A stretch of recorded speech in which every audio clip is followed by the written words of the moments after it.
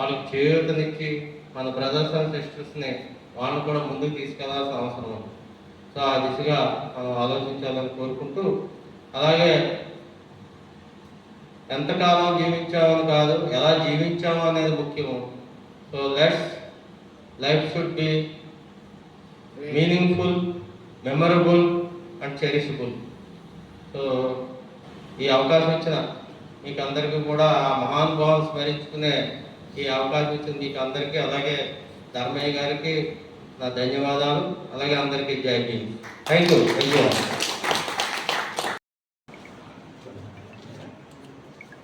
BC సోదరుడు ఏ పోరాటం ఉన్నా రోడ్డు పైన కూర్చునే దాంట్లో వెనకాడకుండా ఆయన ఎప్పుడూ కూడా పేదవాడు ఆ గుడ్డల్లో తోముకుంటూ పోరాటాల్లో కూర్చునేటువంటి వ్యక్తి.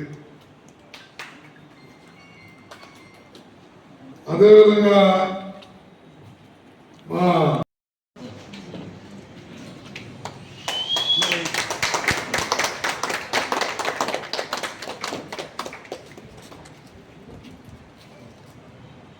రత్నాలు ఇచ్చినా సరిపో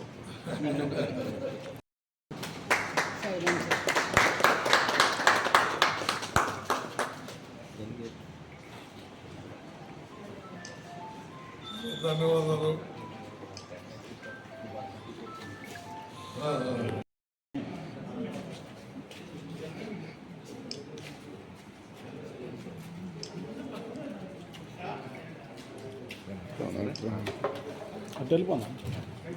లీలామోహన్ గారు,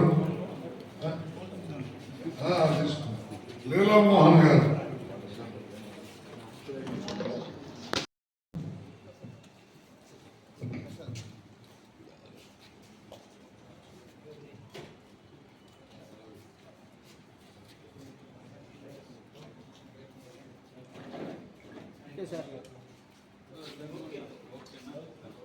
ఎస్డిఎం గారు, ఎంఎం గారు, మా ఎస్డిఎం గారు మెగా బ్లడ్ రక్తదాన శిబిరం జరిగింది.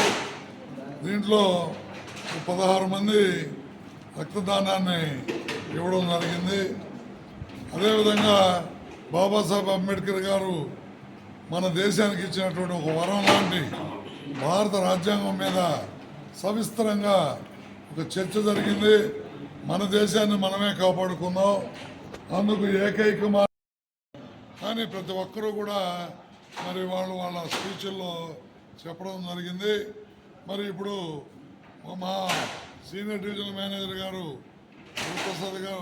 ప్రసాదరావు గారు అయితేనేమి, మా మార్కెటింగ్ మేనేజర్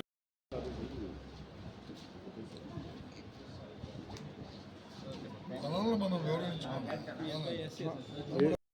సన్మానంగా ఈ అంబేద్కర్ గారికి మంచి సన్మానం జరిగింది. అయితే దీనికి ముఖ్య అతిథులుగా వచ్చినటువంటి ఆఫీసర్లకి మరియు మన ధర్మయ్య గారు అంటే యాక్చువల్గా ధర్మరాజు లాంటి వాడు.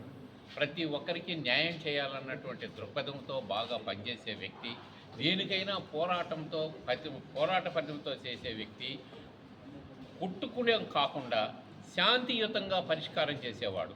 ఏ ఆఫీసర్నైనా సరే నువ్వు చేసేది తప్పు అని చెప్పి నిలదీయగలిగినట్టు ధీరశాలి మా ధర్మయ్య గారు. మరి అలాంటి వారిని ఈరోజు మమ్మల్ని అందరినీ కూడా పిలిచి మాకు సన్మానాలు చేసి ఒక మంచి హై లెవెల్లోకి తీసుకెళ్లాలనే ఉద్దేశంతో ఈ పార్టీని, అలాగే ఎల్ఐసిని కూడా మంచి అభివృద్ధిలోకి తీసుకురావాలనే ఉద్దేశంతో మన ధర్మయ్య గారు ఈ యొక్క కార్యక్రమాలని తలపెట్టినందుకు ఆయనకి ధన్యవాదాలు తెలియజేసుకుంటున్నాం. సోదరులారా, ఇదే విధంగా ఎప్పుడు కూడా ఆయనకి ఆరోగ్య ఐశ్వర్యాలు ప్రసాదించి దేవుడు ఎల్లకాలం ప్రజలకి అందరికీ కూడా అతను హెల్ప్ చేయాలనే ఉద్దేశంతో, అదేవిధంగా అదే దారిలో నడవాలనే ఉద్దేశంతో మేము కోరుకుంటూ అతనికి ఆశీర్వాదం చేయాలని చెప్పి నేను దేవుడిని ప్రార్థిస్తున్నాను.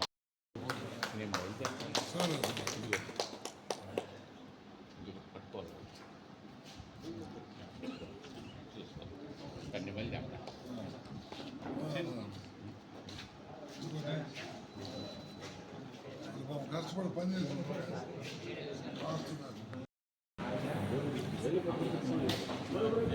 మిగతాన్ని మళ్ళీ ఇచ్చేయండి. మీడియాలో నేను మాట్లాడతా